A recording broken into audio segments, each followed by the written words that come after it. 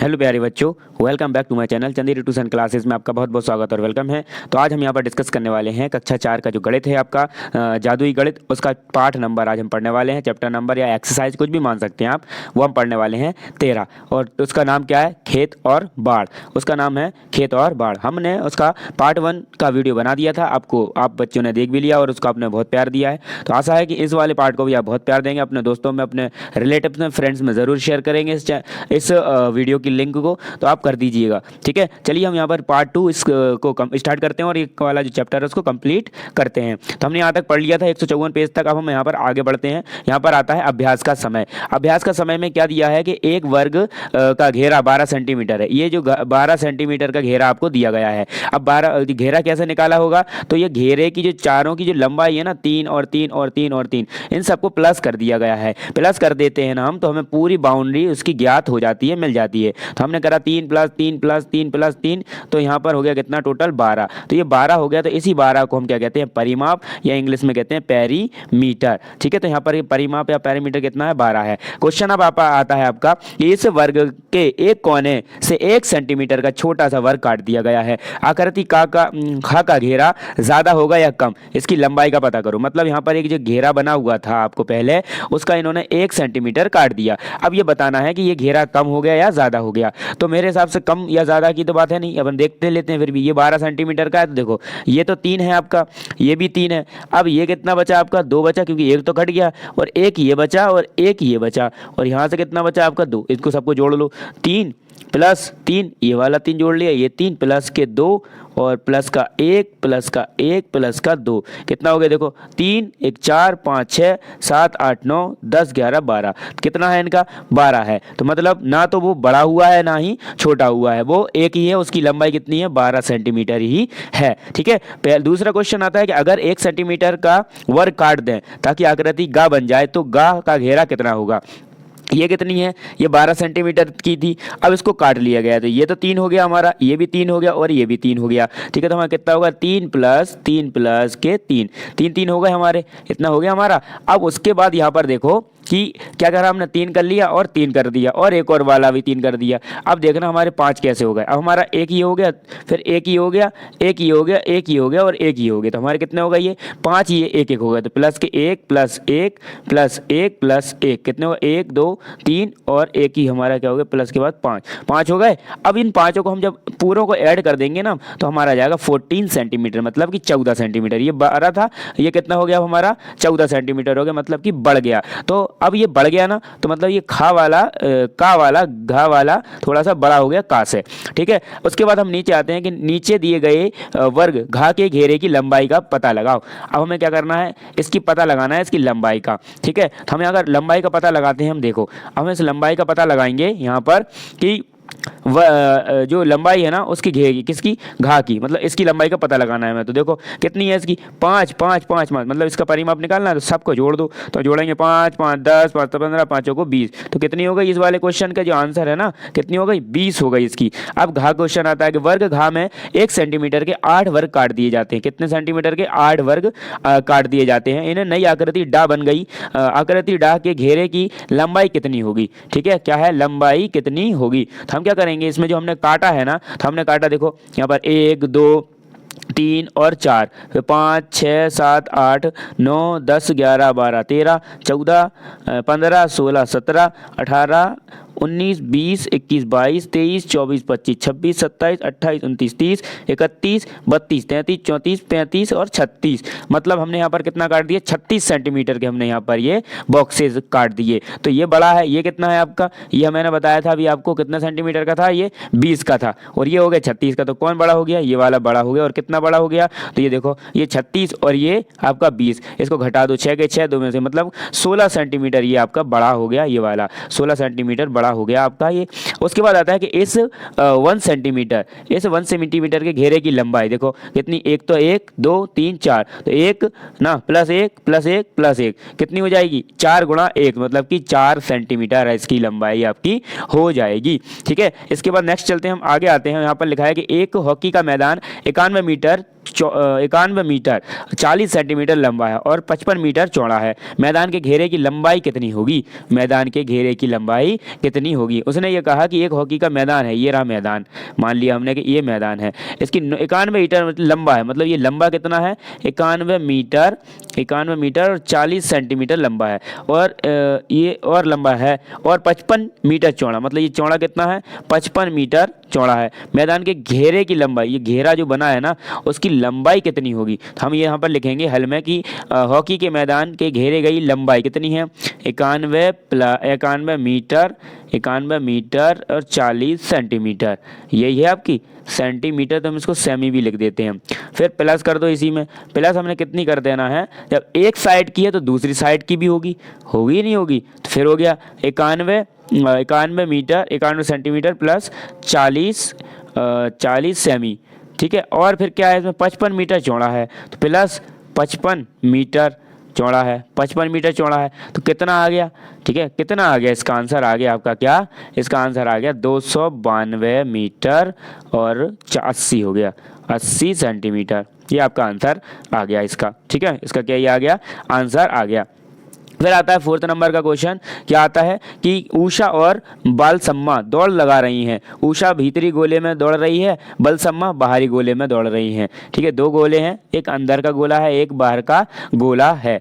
अब उसमें क्वेश्चन क्या पूछा जाता है यहाँ पर देखो, बालसम्मा उषा से तेज दौड़ती है पर फिर भी दौड़ हार जाती है, क्या तुम बता सकते हैं ऐसा क्यों? तो इसका ऐसा कि इसलिए क्योंकि जो अंदर का जो घेरा है बाहर के घेरे से कैसा है? छोटा है ना, और बाहर का घेरा बड़ा है छोटे के हिसाब से, तो बाहर वाले पे जो भी दौड़ेगा बाहर जाएगा। तो आप उत्तर में लिख सकते हैं कि भीतरी गोले का घेरा बाहरी गोले की तुलना में कम होता है, इसलिए बालसम्मा को ज्यादा दूरी तक दौड़ना पड़ता है, जिससे वह दौड़ में हार जाती है, जिससे वो क्या कर जाती है? हार जाती है। कि अंत, प्रारंभ, आरंभ और आरंभ, ठीक। अब 3 लोग दौड़ रहे, क्या तुमने कोई ऐसी रेखा देखी है जहां पर दौड़ने वाले अलग अलग जगह से शुरू करते हो, जैसा कि इस चित्र में दिखाया गया है? सोचो ऐसा क्यों करते होंगे? आपने देखा है ना कि आपने देखा होगा कि कोई अलग अलग स्टार्ट करता है। जैसे अगर इसको स्टार्ट करना है तो यहाँ से, दूसरा जब इसका घेरा कैसा है? कम है ना, तो इसको दूर से दौड़वाते हैं। इसका घेरा कैसा है? थोड़ा सा उससे बड़ा है, तो इसके थोड़े से, और इसका जो घेरा बड़ा है ना, तो उसको मतलब कम करते जाते हैं। इसका दूर से करवाया, इसका थोड़ा पास से, फिर इसका और पास से, क्योंकि इसका घेरा कैसा है? बड़ा है, इसको ज़्यादा देर तक दौड़ना है, इस वजह से इसका ऐसा करवाते हैं।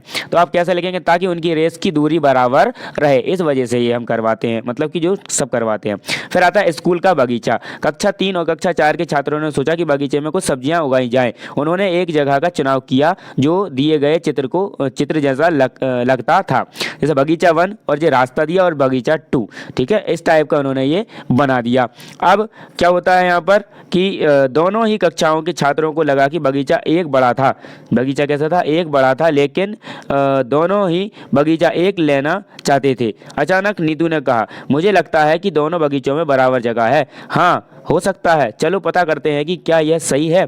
तो नीतू क्वेश्चन करती है, क्या कहती है नीतू? नीतू यह कैसे पता लगाए कि दोनों बगीचों के बराबर जगह है या नहीं। अब कैसे पता लगाए? तो आप क्या करोगे? तो आप उत्तर में लिख सकते हो, बता सकते हो कि नीतू कैसा पता लगाए। तो दोनों बगीचे में गत्ता या पेपर रखकर पता लगाया जा सकता है कि दोनों बगीचों में बराबर जगह है या नहीं है। या फिर आप इसको नाप भी सकते हैं इंच टेप से, या किसी भी फीते वगैरह से हम इसको मेजर कर सकते हैं, ठीक है।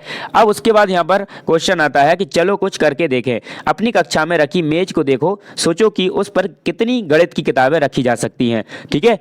अब आप कैसे लगा सकते हो अंदाज? अब आप पहले तो मेजर कर सकते हो किसको? आपकी किताबों की लंबाई चौड़ाई को, और फिर उसके बाद आपकी जो टेबल है उसको मेजर करके, तो आप उसको पता कर सकते हो। तो याद रखें कि किताब एक दूसरे पर ना रखी हो और किताबों के बीच में जगह भी ना बचे। ये करके देखना है आपको, खुद से ही करके देखना है, ठीक है। फिर उसके बाद आता है अपना अंदाजा, यहाँ लिखो। अब अंदाजा लिखो। अब आपने अंदाजे की जाँच करो कि तुम कितनी किताबें रख पाए। तो यहाँ पर आपको खुद लिखना है इनके आंसरों को, ठीक है, और करके देखना है इसको। जब आप कर पाओगे तब वहाँ पर आप लिख पाओगे, ठीक है। तो करके देखो। फिर आता है एक मेज और ढूंढो। क्या यह मेज पिछली मेज से बड़ी है? तो पता लगाओ बड़ी है या नहीं है। तो अंदाजा लगाओ कि इस मेज पर गणित की कितनी किताबें आ सकती है। तो अब इस वाली मेज पर कितनी आ सकती हैं? अपने उत्तर की जांच तुम गणित की किताब रखें पाए। अब दोनों मेजों के आकार में अंतर है दोनों मेजों के आकार में, कैसा है अंतर तो है, कितनी किताबों का अंतर है। गणित की किताबों को अखबार के एक पन्ने में ढक सकते हैं क्या, ठीक है।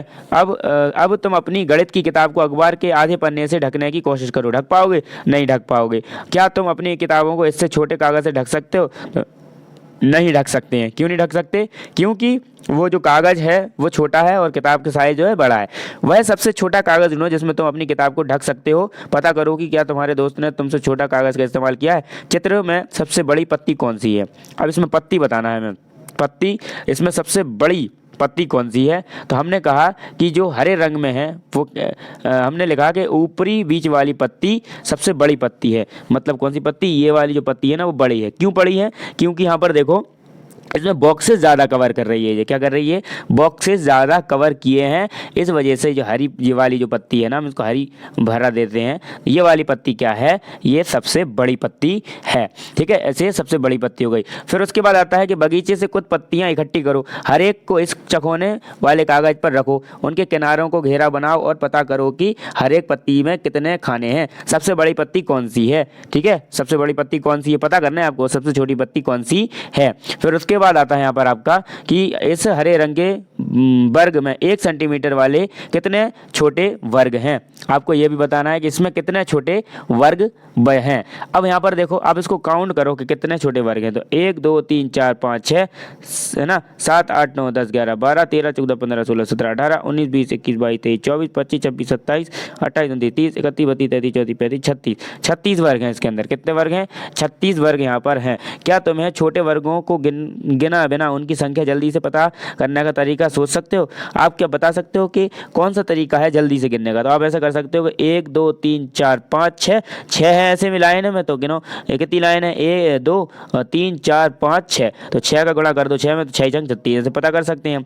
फिर आता है कि अनुमान लगाओ कि 1 सेंटीमीटर वाले कितने वर्गों से यह नीला रंग आयत में भर जाएगा। कितने, 1 सेंटीमीटर वाले। तो अब यहाँ पर देखो, यहाँ पर कितने आए, तो 1 2 3 4 5 6 7 8 आए, तो एक लाइन में 8 आए। लाइनें कितनी लग रही, 1 2 3 और 3 लाइन और लग रही। तो यहाँ पर देखो 3 का और गुणा कर दो इसमें, तो 8 का 8 8 8 3 24 24 वर्ग और यहाँ पर आ जाए तो ये पूरी लाइनें भर जाएंगी। अपना अंदाज़ा लिखो यहाँ पर। फिर चित्र को देखो, क्या तुम इसे 4 बराबर हिस्सों में बांट सकते हो। हर हिस्से में वर्गों की संख्या बराबर होनी चाहिए। इस चित्र को देखो, इसको 4 बराबर भागों में बांटना है, ठीक है। तो बढ़ जाएगा, एक ये बराबर भाग हो गया इसका, ठीक है, एक बराबर ये वाला भाग हो गया और एक बराबर ये वाला भाग हो गया। 4 हिस्सों में हमने इसको बांट दिया, ठीक है।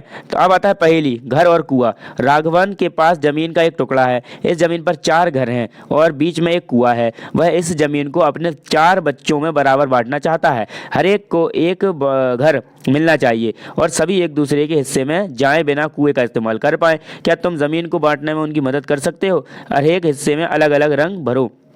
अब उनको हिस्से देना है। पहले तो बात है कितने वो लोग, तो यहाँ पर लिखा है कि ज़मीन का राघवन है अकेला, राघवन 4 घर हैं, ज़मीन पर 4 घर और बीच में 4 घर बन जाएं और कुएं का क्या हो, सबको दिक्कत भी नहीं हो, ठीक है, और सब कुएं का पानी भी भर सकते हैं। आप अपना अपना अंदाज़ा यहाँ पर लगा सकते हैं और यहाँ पर बता सकते हैं कि आप क्या कर सकते हैं सर, ठीक है।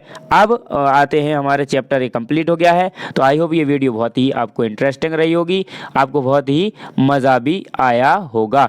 अब आप उत्तर में यहाँ पर लिख भी सकते हैं कि ज़मीन को 4 बच्चों को बराबर बांटा गया है जिससे वे एक दूसरे के हिस्से में बिना कुएं का इस्तेमाल कर पाएंगे। तो हम यहाँ पर ऐसा भी लिख सकते हैं कि 4 को बांट दें, 1 2 3 और 1 4। मतलब देखना, हमने जो बनाया था, अब आप तो बता नहीं पाए, अब हम देखो, अब हम बता सकते हैं इसको। थोड़ा सा हम जूम आउट कर लें, फिर देखो इसको, यहाँ पर ये दिख रहा है पूरा तुम्हारा खेत। हम क्या कर सकते हैं, हम ऐसा कर सकते हैं कि 4 हिस्से बांटना है, तो हमने बांट लिया, एक हिस्सा ये हो गया, एक हिस्सा इसका ये हो गया, तो 1 हिस्सा हो गया। फिर दूसरा हिस्सा ये वाला कर लो, तो 2 हिस्से हो गए। फिर तीसरा हिस्सा ये वाला हो गया, 3 हिस्से हो गए। चौथा हिस्सा ये हो गया। अब सब लोग अपने अपने कुएं से पानी भर पाएंगे, ठीक है। अब ये झोपड़ियाँ किस किस को कम कम आ गई वो अलग बात है। या फिर ऐसा कर सकते हो इनको कि पर ऐसा अगर ऐसे बांटेंगे तो फिर कुआं किसी के पास आएगा और किसी के पास नहीं आएगा, ठीक है। अगर ऐसे बांटें तो अभी कुएं नहीं आ रहे, तो जो मैंने बांटा है वही मुझे एग्जैक्ट एग्जैक्ट लगता है। अगर गलत है तो आप कुछ सजेशन दे के नया बता सकते हैं और कमेंट कर सकते हैं। तो आई होप ये वीडियो बहुत ही अच्छी रही होगी, आपको बहुत मज़ा आया होगा सुनने में, पढ़ने में। तो थैंक्स फॉर वॉचिंग, मिलते हैं नेक्स्ट वीडियो में। इस चैनल पर नए हैं तो चैनल को सब्सक्राइब करके अपने दोस्तों को ज़रूर भेज दें और उनसे कहें कि इस वीडियो को अपने दोस्त को ज़रूर शेयर करें। थैंक्स फॉर वॉचिंग, मिलते हैं नेक्स्ट वीडियो।